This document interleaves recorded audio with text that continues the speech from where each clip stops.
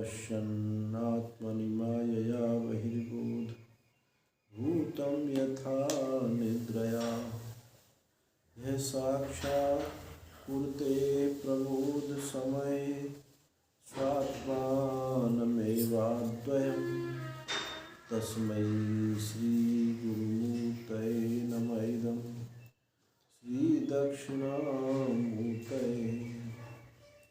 श्रीकृष्णार्जुन संकथा मृतनिधे धीरं गभीरं तलं तत्त्वान्वेषण तत्परैरधिगतं कैकेयेन सधीवरैः किन्तु प्रत्नविचाररत्ननिकरान् आनीय दाने प्रभु श्रीपूर्णानन्दमृतेन कश्चिदिति तं सर्वात्मना संश्रये अखण्डानन्दसम्बोध मूर्तये ब्रह्ममूर्तये सुधास्मितसमाश्लिष्टा नेत्रान्तरस्फूर्तये नमः। कान्तिशिता मृशति निन्दितशारदेन्दो यत्रैकतो विलसिता मस्तान्सोमो वृन्दावनेऽपि कृतयामुनगाङ्गसङ्गै राधामुकुन्दयुगलं तदहं नमामि राधामुकुन्दयुगलं तदहं नमामि। पार्थाय प्रतिबोधितां भगवता नारायणेन स्वयं व्यासेन ग्रथितां पुराणमुनिना मध्ये महाभारतम् अद्वैतामृतवर्षिणीं भगवतीम् अष्टादशाध्यायिनी अम्ब त्वामनुसन्दधामि भगवती भवद्वेषिणी। नमोस्तुते व्यासविशालबुद्धे फुल्लारविन्दायतपत्रनेत्र येन त्वया भारततैलपूर्णा प्रज्वालितो ज्ञानमया प्रदीपः मूकं करोति वाचालं पङ्गुं लङ्घयते गिरिं यत्कृपातमहं वन्दे परमानंदमाधवम्।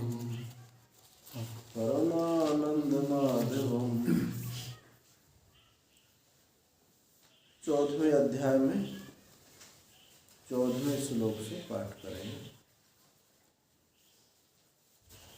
यदा सर्पे प्रवर्धेतु प्रलयं याति देहभृत् तदोत्तमविदां लोकान् अमलान् प्रतिपद्यते रजसी प्रलयं गत्वा कर्मसङ्गेषु जायते तथा प्रलीनस्तमसि मूढयोनिषु जायते कर्मणा सुकृतस्याहुः सात्विकं निर्मलं फलं रजसस्तु परं दुःखम् अज्ञानं तमसः फलम् सत्त्वात् संजायते ज्ञानं रजसो लोभ एव च प्रमादमोहो तमसो भवतो अज्ञानम् एव च ऊर्ध्वं गच्छन्ति सतस्ततः मध्ये तिष्ठन्ति राजसाः जघन्यगुणप्रवृत्ताः अधो गच्छन्ति तामसाः। गुणों पर विचार चल रहा है। गुण कितने हैं, गुणों का स्वरूप क्या है, गुण कैसे कार्य करते हैं, कैसे बांधते हैं, कौन से गुण का से किस लोकों की प्राप्ति होती है, ये सब वर्णन आप लोग सुन रहे हैं। 14वें श्लोक में बताया कि जब सत्व गुण की वृद्धि होती है और उस समय शरीर छूट जाए, मर जाए, जो देहधारी है, सत्व गुण की वृद्धि होने पर जब शरीर छूटता है तो उत्तम विदाम लोकान अमलान प्रतिपद्यते, उत्तम विदों के लोकों को, कैसे अमल लोकों को, निर्मल लोकों को वो प्राप्त होता है। तो उत्तम विदाम कौन है ये उपासक। उपासक हैं, चाहे वो उपासक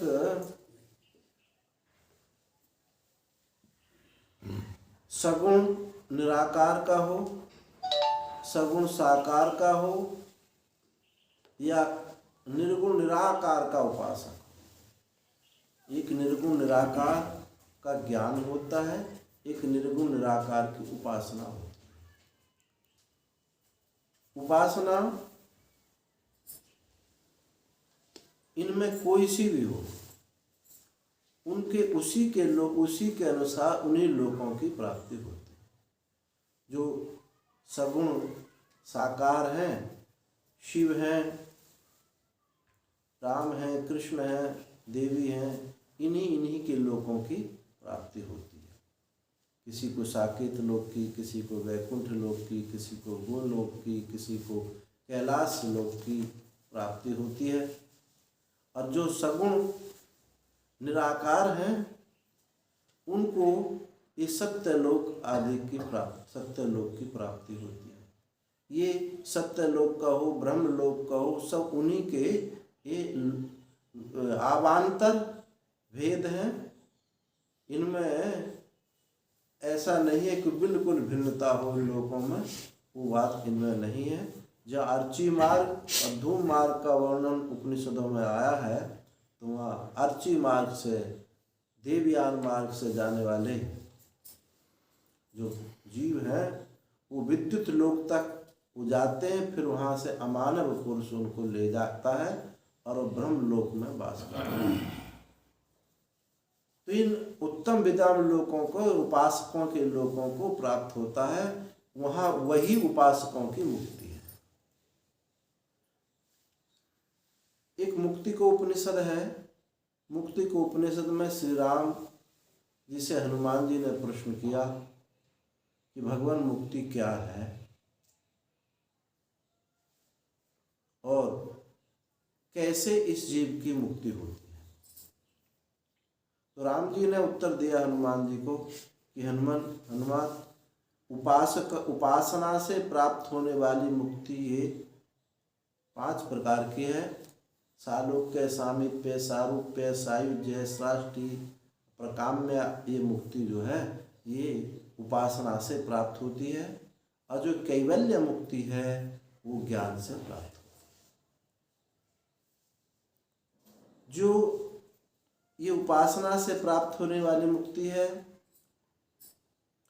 अपने उपास्य लोक में वास करके जब तक उपास्य लोक का कार्य काल है तब तक वहाँ वास करता है, फिर उसी के साथ ये मुक्त हो जाता है। प्रतिबंध का क्षय हो जाता है। प्रतिबंध के क्षय ना होने पर ही वो ब्रह्मलोक को गया है। अब ब्रह्मलोक को दो प्रकार के लोग जाते हैं। एक ब्रह्मलोक के सुख की प्राप्ति से ही जिन्होंने यज्ञ आदि किए हैं अथवा उपासना किए हैं, और एक उस ब्रह्म परमात्मा की प्राप्ति के लिए ही उपासना करता था, परंतु कोई प्रतिबंध होने के कारण वो सद्यो मुक्त तो हुआ नहीं और ब्रह्मलोक में वो वास हो गया। तो वो 2 प्रकार से, या तो यही उसका जन्म हो जाता है वैराग्यवान पुरुषों के यहाँ, श्रीमान पुरुषों के यहाँ, और या फिर वो ब्रह्म लोक में जा करके, ब्रह्मा जी के लोक में रह करके उसका प्रतिबंध क्षय हो जाता है, और प्रतिबंध क्षय होने पर ब्रह्मा जी के साथ मुक्त हो जाता है। उपासना, संपूर्ण उपासनाओं को 4 प्रकार से बांटा जाता है। एक संपद उपासना, एक प्रतीको या अध्यासोपासना, तीसरी संस्कारी उपासना, और चौथा संवर्ग उपासना। ये 4 प्रकार की उपासना है। कुछ उपासनाएं वैदिक होती हैं उपनिषदों में उपासना है और कुछ उपासना पौराणिक होती है। जो उपनिषदों की उपासना है उनमें आपको कुछ करना नहीं है। बृहदारण्यक उपनिषद में आपको बहुत उपासना मिलेंगी, छांदोग्य उपनिषद में बहुत उपासना मिलेंगी। वो जो उपासना है उसमें कुछ करना नहीं है, केवल दृष्टि करनी, दृष्टि होनी। उपासना ये लोग कौन करते थे? ये वैदिक उपासना कौन करते थे? ये वानप्रस्थ उपासना करते थे। जो पूरे जीवन उन्होंने यज्ञ याग आदि किए थे गृहस्थ आश्रम में, ब्रह्मचर्य आश्रम में, अब शरीर शिथिल हो गया, वानप्रस्थ हो गए। अब जो उन्होंने उपासना की थी उस उपासना के अंगों में ये ब्रह्म दृष्टि करते हैं, वो उपासना हो जाती है। जैसे अश्वमेध याग, बृहदारण्यक उपनिषद में अश्वमेध याग है। अश्वमेध याग में वहाँ उपासना की गई, 4 प्रकार की उपासना बताई और इन्हीं उपासना को 2 भागों में और विभाजित किया। एक कर्मांग उपासना, एक कर्मांगाबद्ध उपासना, एक कर्मांग अनबद्ध उपासना। कर्म के अंगों में दृष्टि करनी, ये कर्मांगाबद्ध उपासना है, और कर्म के अंगों में दृष्टि ना हो करके स्वतंत्र उपासना की जाती है, ये स्वतंत्र उपासना है।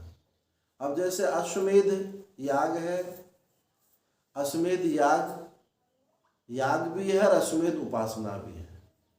तो कैसे होगी? जिसने अश्वमेध यज्ञ किया है अथवा देखा है, सब तो अश्वमेध यज्ञ करने के अधिकारी है नहीं, केवल क्षत्रिय ही उसका अधिकारी है। चक्रवर्ती सम्राट ही अश्वमेध यज्ञ करने का अधिकारी है। तो जैसे जैसे वो अंग यज्ञ होता है वैसे वैसे उसको स्मरण होता है। उन अंगों में ब्रह्म दृष्टि करते हैं। अब जैसे घोड़ा है, अश्वमेध का घोड़ा है, उसका पैर जो है वो क्या है? पृथ्वी है। घोड़े के पैरों में ब्रह्म दृष्टि कर्तव्य, ब्रह्म दृष्टि की है। पहले घोड़े को अपना मैं मान लो, अपने को घोड़ा मान लो, अपने घोड़ा मान करके अब तुम घोड़ा हो। अब घोड़ा में के पैरों में ब्रह्म दृष्टि करनी है। जो अब आपके पैर नहीं, आपके खुर हो गए। अब खुरों में आपने ब्रह्म दृष्टि की। अब कैसे दृष्टि करेंगे कि मेरे पैर जो है पृथ्वी है, संपूर्ण भूमंडल जो है ये पृथ्वी है। पेट जो है ये समुद्र स्थान है। सिर द्युलोक है, स्वर्ग है। संपूर्ण त्रिलोकी, संपूर्ण जो है ये सब मैं ही मैं हूँ। अब अंग ले रहे हैं कर्म का और उस कर्म के अंग में दृष्टि कर रहे हैं ब्रह्म की। तो ये क्या उपासना हो गई? कर्मांगाबद्ध अहंग्रो उपासना। उपनिषदों में सब ऐसी उपासना। वहां माला लेकर तुमको जप नहीं करना, केवल दृष्टि करनी है। तो ये जो उपासना है, इन उपासनाओं को 4 भागों में विभाजित किया। एक संपद उपासना। तो संपद उपासना में क्या होता है? आलम्बन सूक्ष्म होता है, छोटा होता है। अल्पालम्बन तिरस्कारेण वस्तु अवेद ध्यानम संपद उपासना। अल्पालम्बन तिरस्कारेण वस्तु अवेद ध्यानम संपद उपासना। अब जैसे मनो ब्रह्मेति उपासित, ये क्या है? ये संपद उपासना। मन में ब्रह्म दृष्टि कर्तव्य। आपका जो मन है इसको ब्रह्म बनाओ। अब ये मन जो है बहुत सूक्ष्म है, अल्प है, अल्प में ब्रह्म दृष्टि की गई ये, और एक है कि स्थूल में ब्रह्म दृष्टि की गई। जैसे तो स्थूल में ब्रह्म दृष्टि करने को कहते हैं प्रतीकोपासना या अध्यासोपासना। सूक्ष्म में ब्रह्म दृष्टि करने को कहते हैं संबंध उपासना। जैसे मूर्ति में आपने सालग्राम शिला में उसमें विष्णु बुद्धि आपने की है तो स्थूल है, मूर्ति में आपने ब्रह्म दृष्टि की है तो ये बात आपको बनी रहती है कि भाई इतना पानी मत डालो मूर्ति में, मूर्ति खराब हो जाएगी, मूर्ति खराब हो जाएगी। तो यह स्थूलता स्थूल आलम्बन है और मन जो है सूक्ष्म आलम्बन है। बस इतना दोनों में अंतर है। प्रतीक उपासना को हम अध्यासो उपासना भी कहते हैं। एक तीसरी उपासना है संस्कारी उपासना। उसमें गुणों का आधान करते हैं और दोषों का अपनयन करते हैं। अपने दोषों को निकालो और उसमें गुणों को रखो, ये संस्कारी उपासना है। चौथी जो उपासना है उसको संवर्ग उपासना कहा। जो छांदोग्य में रैक का प्रसंग है, गाड़ी वाले रैक, वो कौन है? वायु वही संवर्ग। वहाँ मंत्र है वायु वही छपिष्टा संवर्ग, वायु वही छपिष्टा संवर्ग। वायु तेज द्रुत गति से चलने वाला देवता है, वायु में सब लीन होता है। तो संवर्ग माने लीन हो जाना। अब इसको आप लेट जाओ, लेट जाइए और ऐसी भावना कीजिए कि मेरा जो पैरों वाला हिस्सा है, घुटनों से पैरों तक, ये जो हिस्सा है ये पृथ्वी का अंश है। पृथ्वी अपने कारण में लीन हो गई है। अब जो पेट घुटनों से पेट तक का हिस्सा है क्या है? जल है। पृथ्वी को जल में विलीन कर दो। आप देख रहे हो, ऐसी भावना कर, विलीन कर दो। जल पेट से ऊपर जो है, ये जो यहाँ तक हिस्सा नाभि तक जल का हिस्सा है और नाभि से यहाँ तक जो हिस्सा अग्नि का है, क्योंकि यहीं वैश्वानर अग्नि रहती है। इस जल को अग्नि में विलीन कर दो। अब यहाँ फेफड़े यहाँ ऊपर आ जाइए, अग्नि को वायु में विलीन कर दो। अब ये आकाश का हिस्सा है, इसको आकाश में विलीन कर दो। सब ये सब विलीन संवर्ग हो गया है और मैं अवशिष्ट हूं, ये भावना करो। ये संवर्ग उपासना है। तो चाहे आप सगुण साकार की पौराणिक उपासना करो, चाहे सगुण निराकार की उपासना करो। हमारे आर्य समाजी भाई जो क्या है, सगुण निराकारी है। देखो मुसलमान भी सगुण निराकारी है, ईसाई भी सगुण निराकारी है, क्योंकि गुणवान तो मानते हैं अल्लाह ऐसा करता है लेकिन आकार नहीं है। आर्य समाज ने भी आकार नहीं है और गुणवान है। सगुण साकार अवतार है, सगुण निराकार और एक है निर्गुण निराकार। तो निर्गुण निराकार की भी उपासना होती है। ज्ञान अलग बात है, उपासना भी होती है। और एक है निर्गुण साकार, जो आपको उपनिषदों में शास्त्र में ये नाम सुनने को नहीं मिलता है। जो निर्गुण साकार हैं वो आपके गुरुदेव हैं। गुरु उपासना होती नहीं होती, स्वरूप से निर्गुण है लेकिन आकारवान है। हमारे इंजेक्शन लगा रहे थे वहाँ, अब एक हमारे शिष्य थे, अब वो तो देख नहीं पाए, बोले गुरुजी का इंजेक्शन कैसे हम देख सकते हैं, खून निकालने के लिए, टेस्ट करने के लिए। प्रेमानंद जी जो वृंदावन में हैं, उनका चेला उनकी डाढ़ नहीं निकल पाया, दुनिया की डाढ़ निकालता है, डॉक्टर है वो, कितनी दांतों का डॉक्टर है, कितनी डाढ़ निकाल निकाल के फेंक दी, लेकिन अपने गुरुदेव के डाढ़ निकालने में उसके हाथ पांव कांप रहे। बोला गुरुदेव मैंने निकाला। तो गुरुदेव की सेवा होती है। स्वरूप से निर्गुण होकर के भी, स्वरूप से निर्गुण होकर के भी आकारवान है, उनकी भी गुरुदेव की उपासना होती है। तो जितने भी ये उपासक हैं, चाहे सगुण साकार हैं, सगुण निराकार हैं, निर्गुण निराकार हैं, निर्गुण साकार हैं, ये सारे उपासनाओं के जो लोक हैं, उपासना से जो प्राप्त होने वाले लोक हैं, वो स्थायी नहीं होते।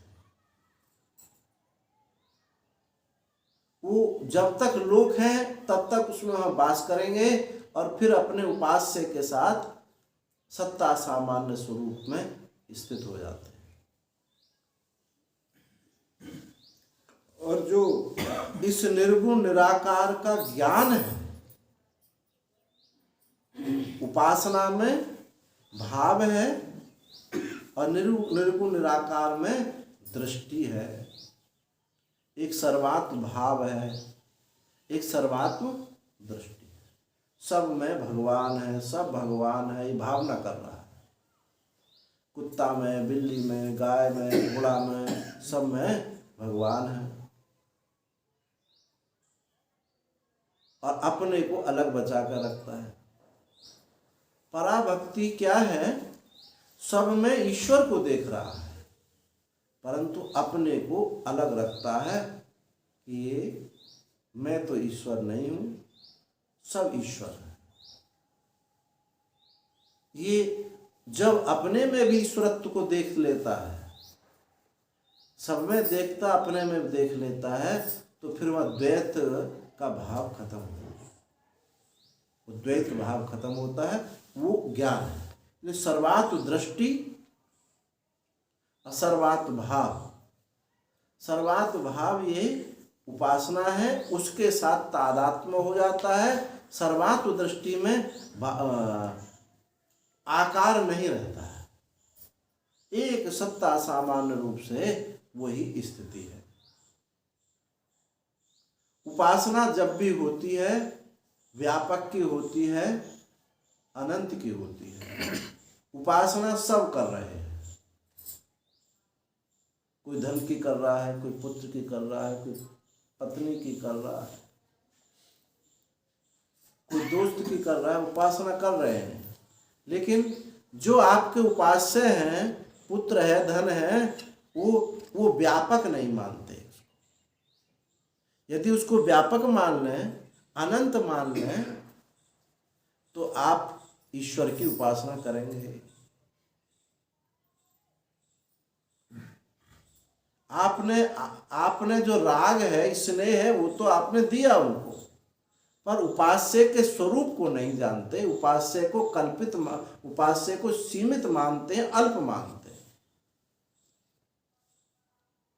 और जब उसको हम अनंत व्यापक मान लेंगे, तब वो फिर वो ईश्वर उपासना हो जाएगी।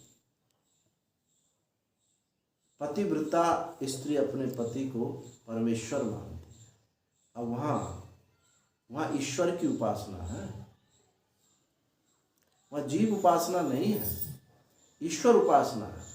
यदि पति भी पत्नी को देवी मान ले, भगवती जगदम्बा, तो वो भी पत्नी नहीं रहेंगी, वो माँ भगवती अम्बा जगदम्बा हो जाएंगी। बस अंतर इतना हुआ है कि जो उपास्य के स्वरूप व्यापक होना चाहिए, तभी उपासना होती है, नहीं तो राग होता है। उत्तम विदाम लोकान अमलान, वो जो लोक हैं, अमल लोक हैं, उनमें मल नहीं है, ऐसे निर्मल प्रकाशक लोकों की प्राप्ति उनको हो जाती है, उन उपासकों। कालांतर में वो मुक्त भी हो जाते हैं। और जिन लोगों ने ब्रह्मलोक के भोग की इच्छा से उपासना की है तो वो मुक्त नहीं होंगे, वो तो उस ब्रह्मलोक का सुख को भोग करके फिर इस पृथ्वी पर आएंगे। आ ब्रह्म भुवनान लोकाः पुनरावर्तिनोर्जुनः मामुपेत्ये तु कौन्तेय पुनर्जन्म न विद्यते। एक जगह ये कहा, एक जगह कहा अग्नि ज्योतिरः शुक्ला षड्मासा उत्तरायणम तत्प्रियाता गच्छन्ति ब्रह्म ब्रह्म विदो जनाः। ये अर्ची मार्ग है, यहाँ मुक्त होगा, क्रम मुक्त होगा और यहाँ लौट करके इस पृथ्वी पर आएगा। तो जो अश्वमेध याग करके ब्रह्मलोक को गए हैं वो इस पृथ्वी पर फिर आएंगे, और जो अश्वमेध उपासना करके वो ब्रह्मलोक में गए हैं वो मुक्त हो जाएंगे। अश्वमेध यज्ञ पुण्यों में शास्त्र में ऐसा वर्णन आया है, अश्वमेध यज्ञ से बढ़ करके कोई पुण्य नहीं है। और पाप क्या बताया, भ्रूण हत्या से बढ़ करके कोई पाप नहीं। ब्रह्म हत्या भी छोटी पड़ जाती है। भ्रूण हत्या गर्भ हत्या करने से वो, क्योंकि उस गर्भ में शिशु जो है उसको ऋषि संज्ञा कही गई। वो इस पृथ्वी पे आकर के माया से आवृत होता है, लेकिन वहां उसको विवेक होता है, विवेकी है, ऋषि है। वो देख रहा ऋषभ, वो जो है ऋषभ है, सरल है। यही संत का लक्षण होता है, ब्रह्मवेत्ता का लक्षण होता है कि वो ऋषभ होता है, यानी सरल होता है, दर्शन करता है, दृष्टि उसको प्राप्त। जिन लोगों को दृष्टि प्राप्त हो जाती है वो जीवन में सरल हो जाते हैं, दाब पेच काट फांस उनके जीवन में नहीं रहती। तितिक्षवः कारुणिकः सुहृदः साधु सुहृदः सर्वदेहिनां। तितिक्षवः कारुणिकः सुहृदः सर्वदेहिनां अजात शत्रुवः शान्तः साधवः साधुभूषणाः। साधु तो बहुत है, लेकिन साधुओं में भूषण कौन है? साधुओं में भूषण जो कारुणिक है, तितिक्षु है, दृष्टि जिसको प्राप्त है, सरल है, अजात शत्रु, जिसका कोई शत्रु उत्पन्न ही नहीं हुआ, शांत है, उस साधुओं में उसको भूषण कहा है। सब अच्छे हैं लेकिन उनमें भी विभूषित है। तो ऐसे गर्भ के शिशु की उसको ये ऋषि की संज्ञा दी गई है। ऐसे को मारना, वध करना ये जघन्य पाप है, इससे बढ़ करके पाप नहीं कहा। ये भगवान शंकराचार्य ने बृहदारण्यक भाष्य में आप पढ़ सकते हैं।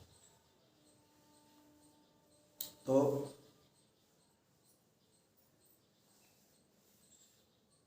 ये यहाँ तक पुण्य है, इतना बड़ा पुण्य करके भी जो ब्रह्मलोक को जाते हैं अश्वमेध याग करके, ब्रह्मलोक के सुख को प्राप्त होते हैं, वो वहां से फिर लौट करके यही मृत्यु लोक में आते हैं। घोर तपस्या करके और हम संसार को मांगे तो भगवान को भी कष्ट होता है। करदम ऋषि ने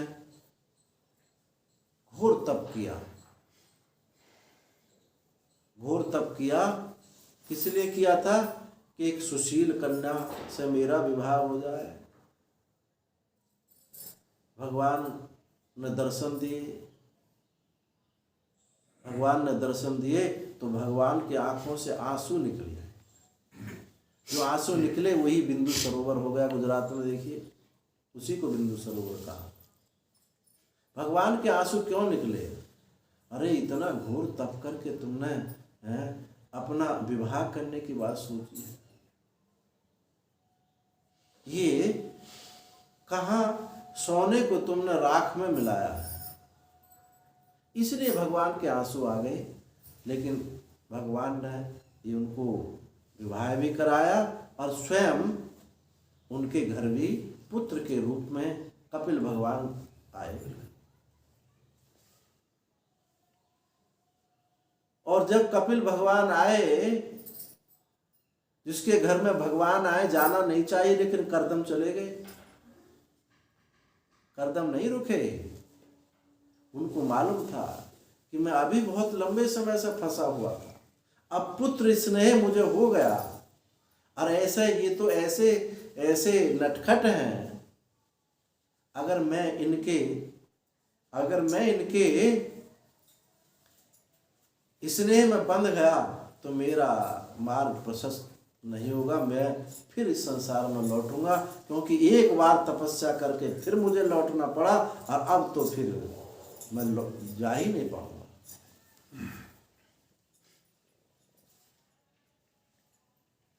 तो जो ऐसा तप करके भी यदि संसार मांगता है तो वो कोई समझदारी नहीं है। तो ऐसे जो इन उपासनाओं का वर्णन चल रहा है, तदुत्तम विदाम लोकान अमलान प्रतिपद्यते, ऐसे अमल लोगों को उपासक प्राप्त हो जाते हैं। रजसी प्रलयम गत्वा कर्म संगी सुजायते तथा प्रलीनस्तमसी मूढ़ी योनि सुजायते। अभी इनको बताते हैं कि जो जब रजोगुण बढ़ा हो, काम है, क्रोध है, लोभ है, मोह, मद, मत्सर, ईर्षा, तृष्णा, भय, राग, द्वेष, सुख, दुख, गर्मी, सर्दी, मान, अपमान,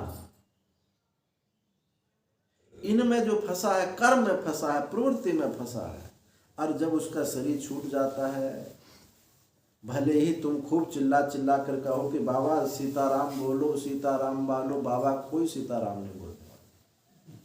जो पूरे जीवन किया है वही किया है। एक के पिता जो है मृत्यु शैया पे पहुंच गए, अब कोई गीता सुनावे, कोई रामायण सुनावे, और वो ऐसे होठों को करते थे कुछ बोलने के लिए। तो लड़कों ने सोचा कि बाबा कुछ बताएंगे, कुछ मालटाल बताने वाले हैं।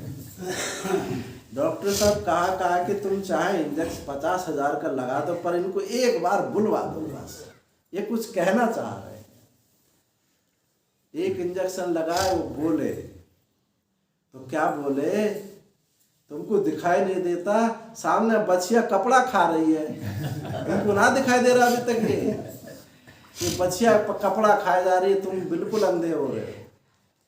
और कह बस मर गए।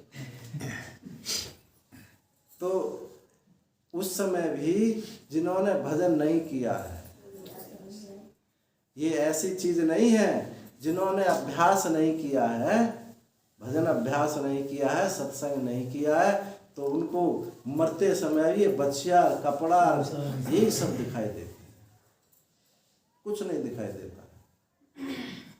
तो रजोगुण की वृद्धि होने पर जब शरीर छूटता है तो वो कहाँ जाता है? कर्म संगी सुजायते, रस्सी प्रलयम गत्वा कर्म संगी सु, कर्म का संग करने